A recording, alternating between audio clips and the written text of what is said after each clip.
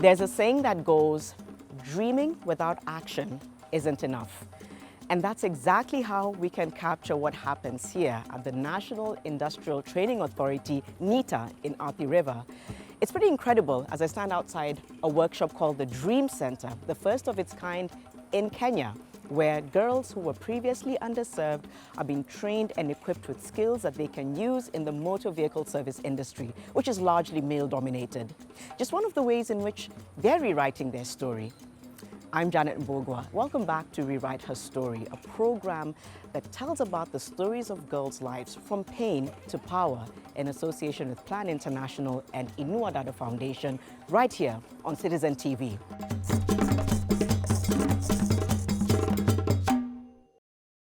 Hi. Hello. I'm Janet. I'm Nancy. Nice to meet you. Nice to I love meet your you too. overalls. Thank you. You've been pretty passionate about spaces like this and adrenaline in cars since you were really young. Tell me about that. Yeah, I actually had a passion for vehicles. In fact, when I was young, I used to save up money so that I could buy these vehicles, the small ones that are remote controlled, because they were so awesome. Yeah. And then now enter the world of YouTube. Tell me about that. Actually, when YouTube came, it was such a massive hit. And for me, the first thing I checked was, what are the latest vehicles? You know, because I have such a passion in vehicles that I wanted to explore more. What does this industry have? How far is the technology in vehicles? What was exciting about vehicles? Is it just the adrenaline, the types of cars? What for you was the pulling factor? It was actually the make, the models of the cars, how much power it had, the horsepowers, because even if a vehicle is blue, gray, yellow, you actually want to know how much tons does it weigh, how much can it pull, how much can it withstand the weather.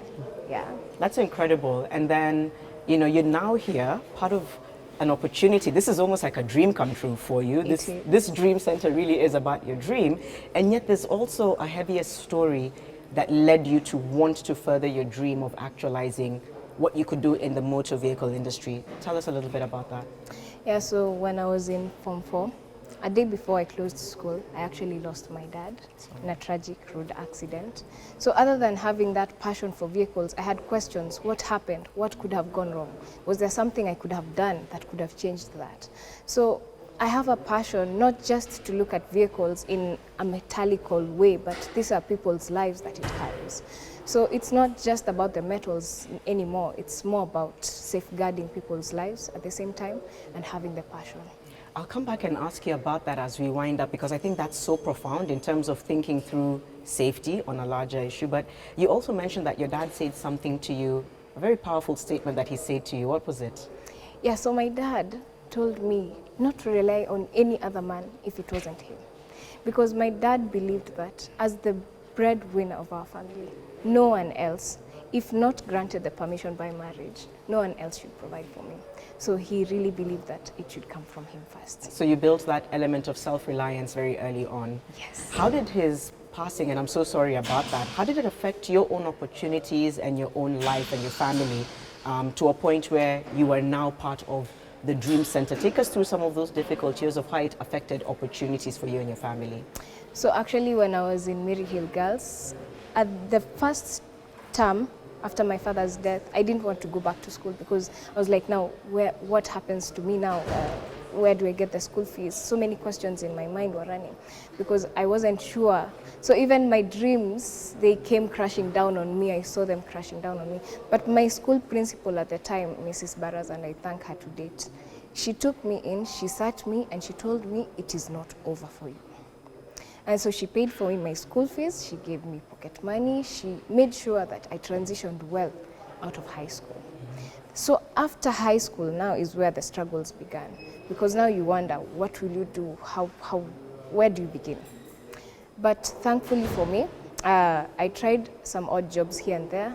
I tried a number of things that now, when I came now to realize that there was an opportunity here to learn something that I actually have a passion for, I was so enthralled. I was, wow, it was such an opportunity for me. Yeah.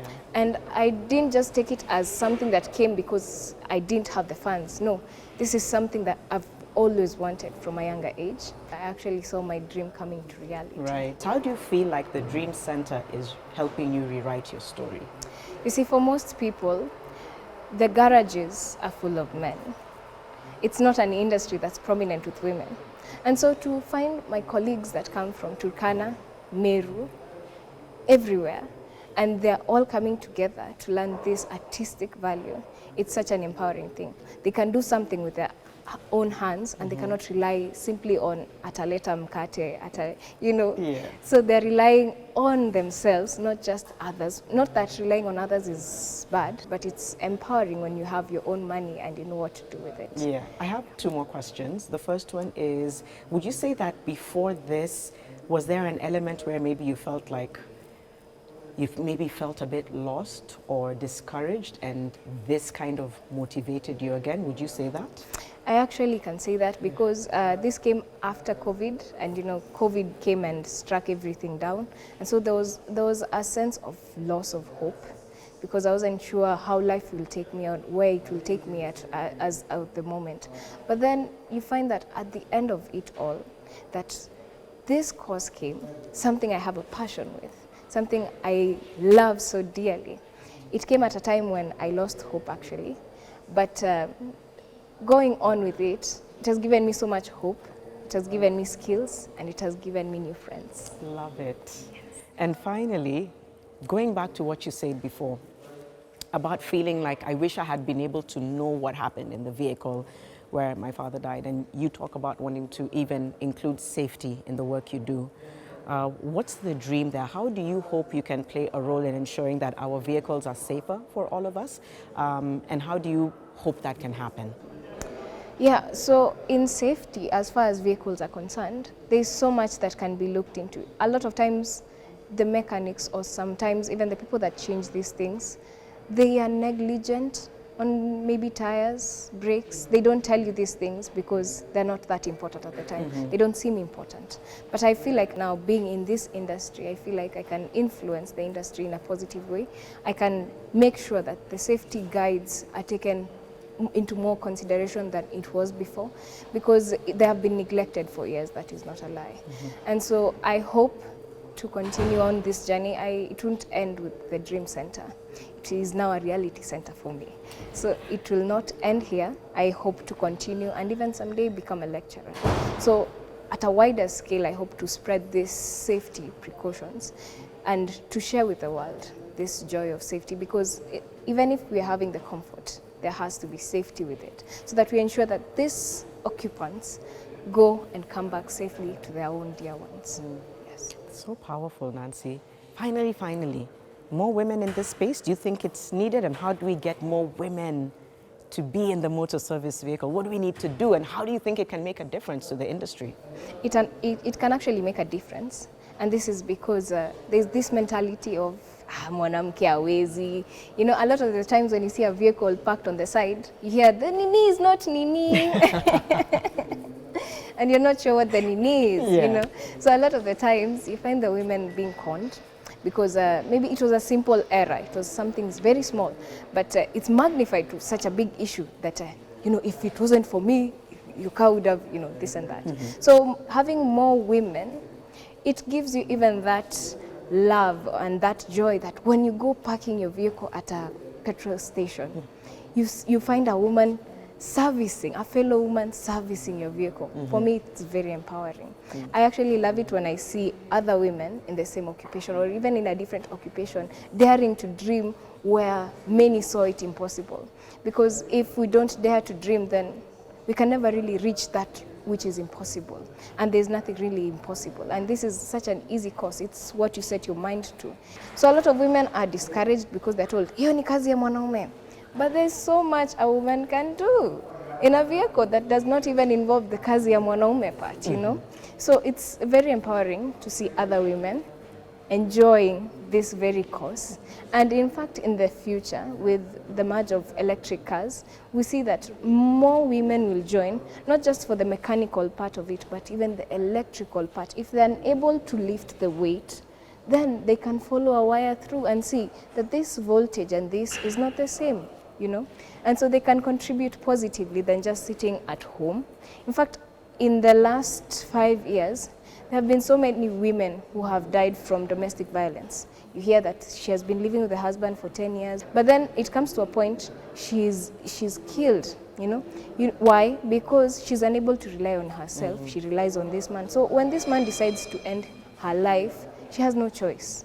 But when you have at least something you can earn, something for your children, you can take them to school, you can do so many positive things. So women joining this industry, it will not be easy in the first place. But there is nothing so beautiful than a challenge. Being challenged makes you stronger. So I encourage all women to actually brace themselves and take up this very beautiful art. Wow. Hey, Nancy, you make me so proud. You really do. Your passion, your ambition, your knowledge, it's very, very empowering, and you've challenged me. I now need to think about it holistically. What about everything that you have with you? How are you able to be self-reliant in the event that you need to rely on yourself? You've reminded me today not to take it for granted, so thank you. I love your passion.